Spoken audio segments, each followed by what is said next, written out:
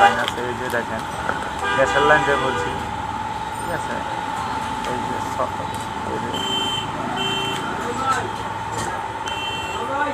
যে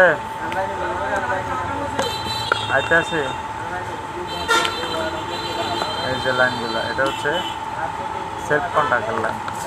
হ্যাঁ, অবশ্যই এই সেলফ কন্ট্যাক্টের আর্থিংয়ের সাথে কিন্তু এই আর্থিংটা আছে।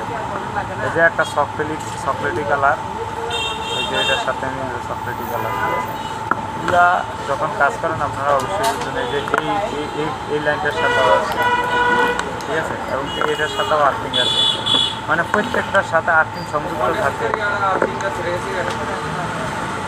এটা হচ্ছে পিছনের ব্যাকলাইট।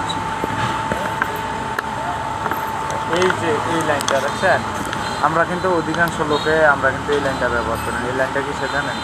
এটা হচ্ছে আপনার যখন এটা হচ্ছে আপনার মূলত 225 সিসি ওল্ড মডেল গাড়িগুলোর যে আপনার কার্বোরেটর ছিল, কার্বোরেটরের লাইন ছিল এখানে, ঠিক আছে। গ্যাসটা কতটুকু দেয় বা না দেয় এগুলো দিয়ে কিন্তু এটা দিয়ে কিন্তু চেক দেওয়া যাইতো। এখন কিন্তু ওইরকম কার্বোরেটর আসে না, যেহেতু গাড়ি পুরানো হয়ে গেছে, এই কারণে এটা আর আমরা ব্যবহার করবো না। এটা লাগলে শর্ট সার্কিটের সম্ভাবনা থাকে।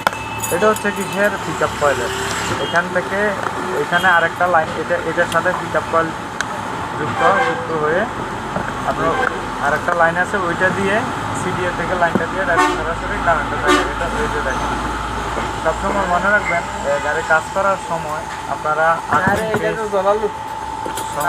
যেন না হয়, তাহলে আপনার বিভ্রান্তির মধ্যে পড়তে হবে।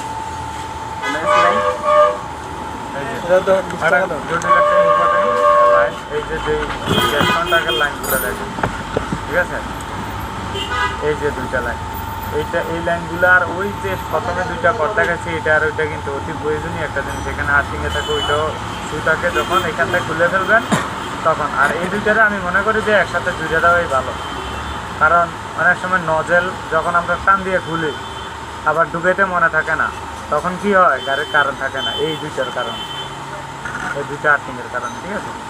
এই হচ্ছে মূলত এটা থাকে গ্যাস কন্ট্যাক্টের ভিতরে, বিভিন্ন প্রবলেমের কারণে, বিভিন্ন সমস্যার কারণে এরকম সমস্যা হয়ে থাকে। তো বন্ধুরা, আজকে জানি না আমি আপনাদেরকে কতটুকু শিখাইতে পারছি বা কতটুকু বুঝাইতে পারছি, ঠিক আছে বন্ধুরা। যতটুকু আমি বুঝি ততটুকু আপনাদেরকে বোঝানোর চেষ্টা করছি। আবার নতুন কিছু নিয়ে আপনাদের সামনে হাজির থাকবো। আমার জন্য দোয়া করবেন, আপনাদের জন্য দোয়া এবং ভালোবাসা রইল। ওই পর্যন্ত আপনারা অপেক্ষায় থাকবেন যতদিন না নতুন কোনো ভিডিও নিয়ে আসি। ভালো থাকবেন, সুস্থ থাকবেন, এই কামনা করছি। আল্লাহ হাফেজ।